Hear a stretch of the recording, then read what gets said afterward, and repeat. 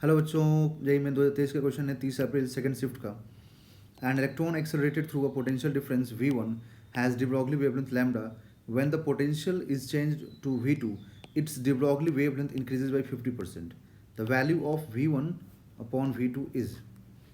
तो यहाँ से देखिए de Broglie wavelength का बच्चों जो फॉर्मूला होता है वो H अपॉन P होता है, where P इज होता है यहाँ पर मोमेंटम। सो अब अगर मोमेंटम और काइनेटिक एनर्जी का रिलेशन आप याद करेंगे ना, तो यहीं से आपको पोटेंशियल का भी रिलेशन क्लियर हो जाएगा कि पोटेंशियल का क्या रिलेशन आएगा वेवलेंथ के साथ। ओके, सो यहाँ से देखिए मोमेंटम आएगा √2m_k।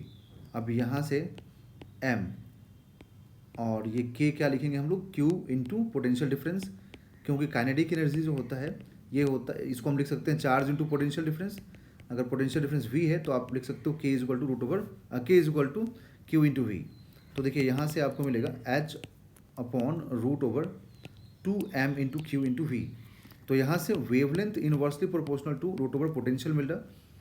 दैट मीन्स कि जब वेवलेंथ लैम्डा है ना, अब देखो बाकी सब चीज़ें कांस्टेंट है तो उसको लिखने का कोई मतलब है नहीं।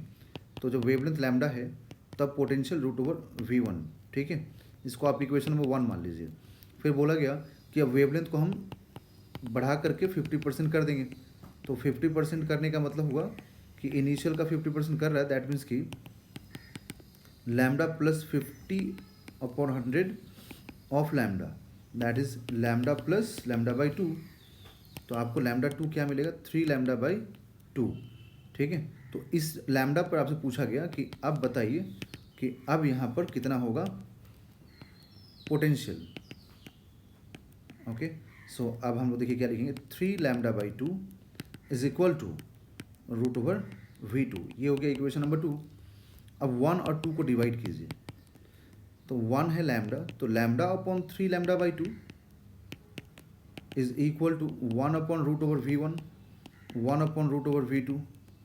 तो ये √V2 अपॉन √V1।